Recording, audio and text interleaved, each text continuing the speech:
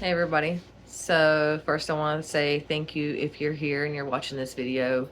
I hope that you stay. I hope that something I say you can learn from. I said that my first video I was going to start talking about addiction and start covering the bases of steps 1 through 12, but I would also like to throw in a mix of different things as well because not everybody walks their path of recovery the same way.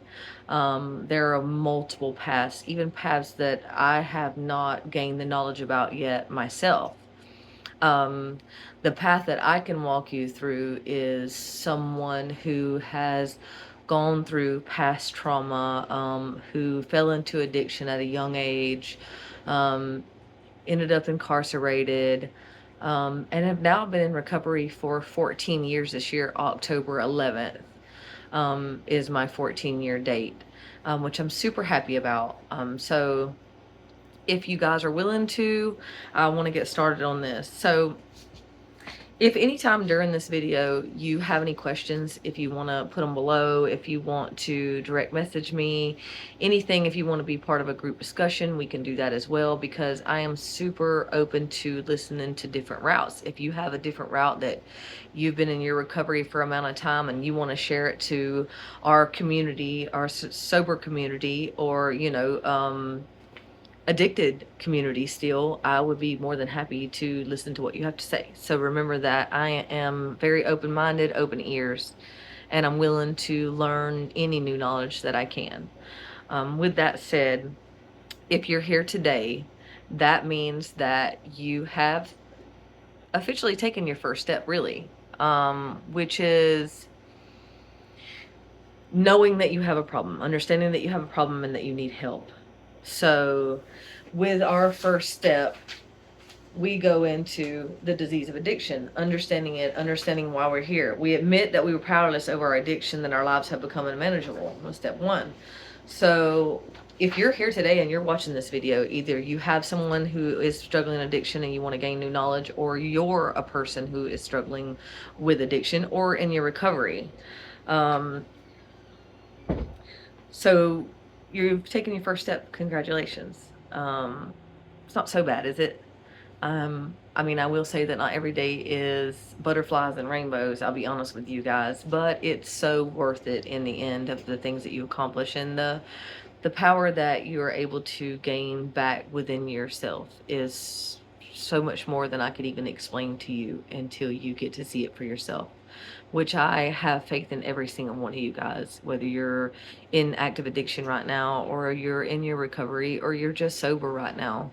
I commend you and I'm proud of you. I don't give a damn if it's 2 hours that you've made the decision to stop, if it was yesterday, if it's been 6 months, if it's been years. If you're past me in your recovery, I commend you, because it really is a big step to take.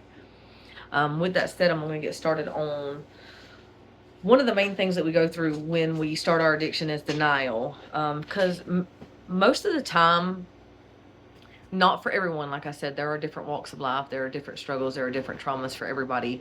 I can only talk about my situation, like I said, and how I've come through it, and those things that I do have knowledge, and the things that I've learned over the years.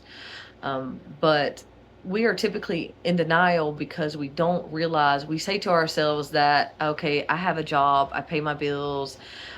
You may take care of your kids. You may be one of those addicts that are home with your kids every single day, and you may do it on the down low. Maybe your family doesn't know, whatever the situation is, or you think that you have it in control.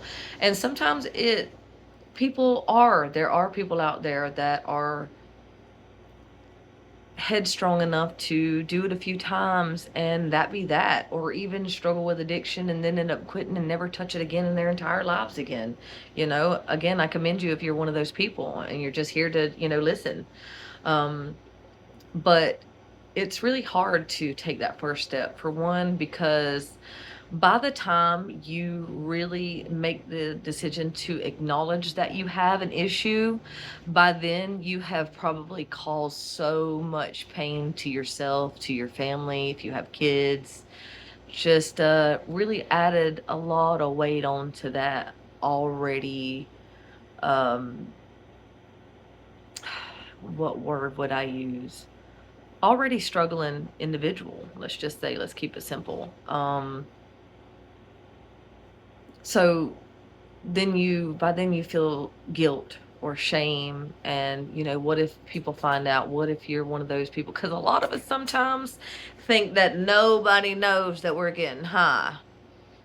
And in a world where I'm sober today and I see people in active addiction, it's like, it's not funny to me in a sense that I find it hilarious. It's like, I really thought some people didn't know. Collarbones sticking out and stuff, looking like Cruella de Vil on the cartoon Dalmatians, the first one. Pointy chin. Y'all know which one I'm talking about. Anyways, I like to get a little silly during my meetings. So anyways, back on point. A lot of times, or we think that we're functioning addicts because, like I said, you think that you work, you pay your bills, what is the problem? But what you're not thinking about in those moments is the people you're hurting around you, because they do know, they see your reactions, they see the way you carry yourself, because regardless of whether you want to admit it or not, we are very different people in active addiction. I have done things to people and to myself, especially the people that I love, that I would have never done in my entire life.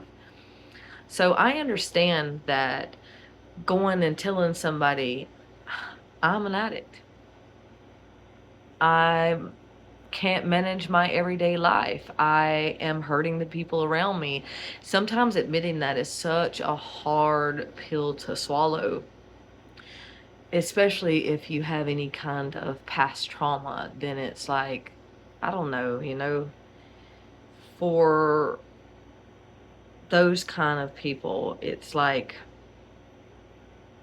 you already live in a darkness that you're having trouble getting out of. And then when you get an addiction, it's like it's a false sense of happiness. But for someone who's never really experienced true happiness, it's a little bit different. It takes hold of you a little bit different. You start to, where you once felt low about yourself, you start to feel better about yourself, but it's all false. It's like taking a pain pill for a broken leg and thinking the leg's healed because you don't feel it anymore. It's all still very much there. And it's nothing to be ashamed of, you guys. We're human. We make mistakes, we do things, we hurt people, we hurt ourselves. I mean, we're all new to this life we're living. This is all of our first time. I mean, that I know of, I mean, that's another conversation at another time for anybody, who wants to bring that up.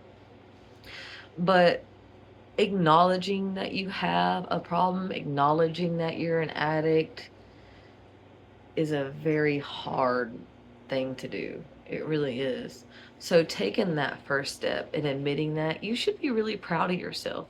Even if you haven't went to any meetings in the community or anything like that, that's still such a big deal, because once you start to acknowledge your problem, you can start fixing your problems. Do you understand what I'm saying? Like, once you acknowledge that you need to learn something, then it makes you more willing to learn it, knowing that you need to learn it. Does that make sense to you guys? But we find ourselves getting trapped in obsessive, compulsive, self-centered routines, endless loops that lead nowhere but to physical, mental, spiritual, and emotional decay, is what happens in our addiction. And denial is such a big deal. There's so many people that get sober, fall back into it, get sober, fall back into it. And we talk about relapse because, again, we're humans, we make mistakes, people relapse, people get triggered. And when those triggers come, I also want you guys to know that's another, story for another time. We'll talk about triggers later on, but understanding later on what triggers means learning how to heal from those things that trigger you. Another meeting, another time. But just so you know, triggers aren't always a bad thing. Um, we minimize the effects of drugs. We blame others, citing too high expectations for families, friends, employers. We compare ourselves with other addicts whose addiction seems worse than our own. We may blame one particular drug. We may say that somebody else caused us to get into our addiction. I've said it before myself, but in the end, it is our choice to keep carrying on like that for the most part, because can't say that it's so easy just to stop something once you become addicted to it. It's like, for those of you out there who've never been in addiction, I read a story one time, and it was talking about a college group of people that were talking about psychology and about addiction and how it affects the mind. And there were so many in there that raised their hand and said, he was like, what do you think it is to come out of addiction, and everybody's raising their hands and they're saying it's a choice, and they don't understand why people just don't say no, or you don't just stop. So he says to his class, this is what we're going to do. I'm going to get you guys to write a paper on one thing that you stop. If you do it and you truly do it, write a paper on it, on stopping one thing that you do every single day repetitively. So, I don't know whatever happened to the other students, but this is the one who goes on to tell her story. And she says, and don't quote me word for word, some of you may have read it, some of you haven't, maybe. But she states in her paper that she wrote that her addiction is coffee, that she does it every single day. She drinks a cup of coffee every single morning, and probably 2 or 3 times a day, to keep herself awake while doing college work. Loves it. So she decided to really do this test and to stop for a whole week starting that day. She went home, stopped drinking coffee, and then that time had so many things go wrong. She felt ill. She had a horrible migraine. She was sick to her stomach, upset stomach.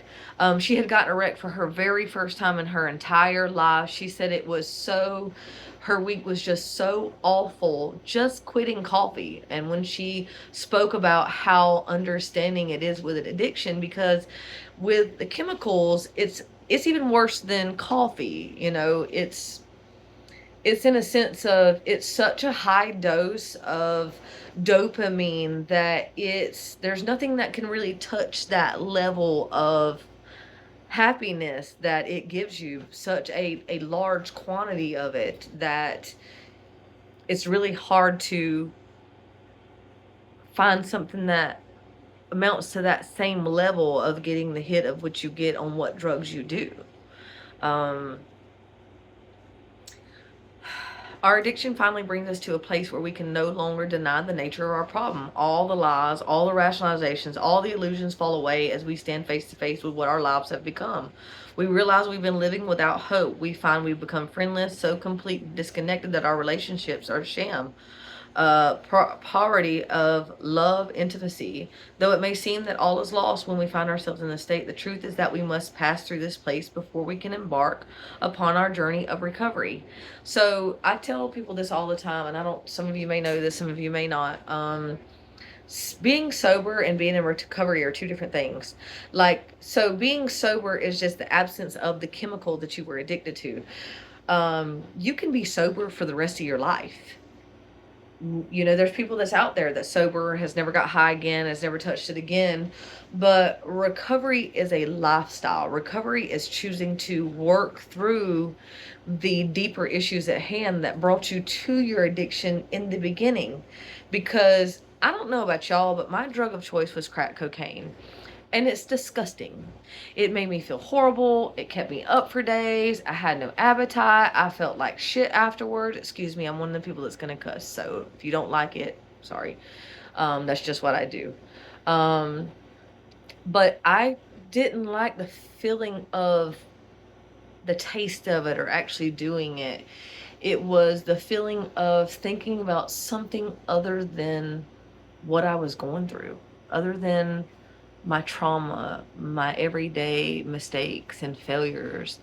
that darkness, which I was constantly in all the time and always feeling alone. I felt more social when I was on the drugs.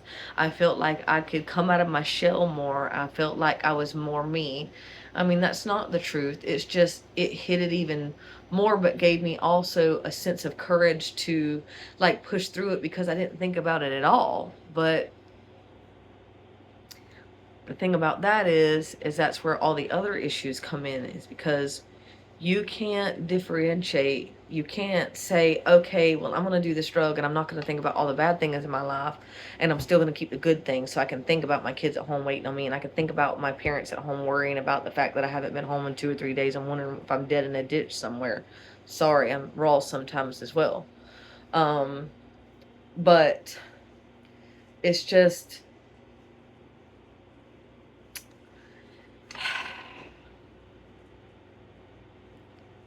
sometimes it takes a certain something big to really get you to a place of recovery, of understanding that I'm not addicted to the drug itself. I'm addicted to the way it makes me feel, the way, or should I say the way it makes me not feel about anything at all, not even the good in my life. I don't feel anything. And that's the one thing about most people with addiction, is it's so much deeper than that drug. It's the everyday feeling of hating who you are, all because of something that happened to you, something you can't change, something you can't fix. You can never go back to those things. So then you say to yourself, how can I move forward? And it's not just stopping the chemical, it's admitting that you have a problem in the sense of, I need to go deeper than this. It's deeper than just my thoughts. It's a soul deep, heart deep thing that we really got to get to the root of the problem. That's where 90% of addiction comes from, I believe, is from something you're hurting from. And it's just so much that you just can't bear to feel it every day, you know? So you have to find a way out. And for most, it's drugs of some sense, of alcohol, of, of getting wrapped up in daily life. Even the addiction isn't just about drugs off the street, illegal drugs. It's about many things in life. And so is recovery. You guys, recovery isn't just about people who have been a drug addict, who have, done meth or coke or whatever. It's about people dealing with recovery, is recovering from something, a wound of some sort, physically, mentally, emotionally. So that's where our powerlessness comes in, is understanding that we need, in that first step of saying that we need help, that we aren't able to manage our lives, is understanding that we are powerless. We have no power. We have no power to not do this. We have to find another way. So from there, we start acknowledging. And I know that I talked earlier about different, ways of recovering. I have the NA, AA version of the steps 1 through 12, but I also been reading this book here about mindful recovery, about healing. And I'll read you guys a passage in this, and it's super, super interesting as well. Like I said, I'm interested in all walks of recovery, of to the point that I understand I believe in God wholeheartedly. But I'm on a spiritual journey, and on my spiritual journey, God is my God, for me. But people have different walks, and sometimes for some people it's really hard to go through life. For me, example, dealing with what I went through as a kid, I went to church all the time. So for me, back in the day, it was, I felt like I wasn't loved by God, that maybe I was one of those kids that wasn't loved, because you can't teach me in church on Sunday that God loves all of his children, and me come home every single day to a man that's hurting me and abusing me, and then tell me that there's a God out there protecting me, when every single night I'm praying to that God and nothing's being done. you know. So for some of those people, and I'll get into that later on as well, of how I come through that, but I believe in God wholeheartedly. I do. I always have believed in God. It's just a certain understanding. I had to get through my anger first, and I'm sure some of you understand what I mean by that. I mean, I don't want to keep you guys long on this first one. You know, I just kind of wanted to come on and let's talk about the first step. And we're going to keep on talking about the first step for the next 2 weeks as well. Our next two. I want to try to do 3 episodes on each step and how we feel. And in between time, I'd like to have discussion for anybody who has a question that would like to be brought to the table that maybe I could mention on here. I'm open for discussion, as I said before. But before I end this, I kind of want to read you guys a passage out of the book that I'm reading now about mindful recovery. Untying the knot. Mindfulness allows you to enjoy the life you have instead of always fantasizing about having some other life. It allows the richness of each moment to unfold in a mind that is softer and more receptive. Enjoying the life you have, you find the energy to be more present also with what hurts.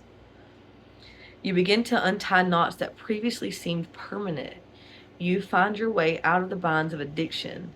This is what we were just talking about how I was talking about addiction being much deeper than just the drug that of choice that you do every day. Of we think about trauma and you think about about somebody being raped or beat or abused or starved or, you know, child abuse, which those are horrific things to go through. But that's not the only trauma in the world. Everybody has their own trauma. Yours may just be in a sense of maybe you had parents that were there and bought you everything but weren't there physically for you. That also can cause trauma. Having parents that separated but were always together at a young age, growing up and, you know, being pulled from one parent to another parent and listening to the negative talk maybe. There's all kinds of trauma. Being verbally abused daily, you know, all these things matter. And it doesn't diminish your trauma because it's not as horrific as somebody else's. Your trauma is your trauma and it needs to be noticed as such. It is valid. Your feelings are valid. The free-flowing awareness of mindfulness also issues in appropriate effective action. For appropriate action flows from clear awareness. You cannot begin to take appropriate action on a problem until you see it clearly.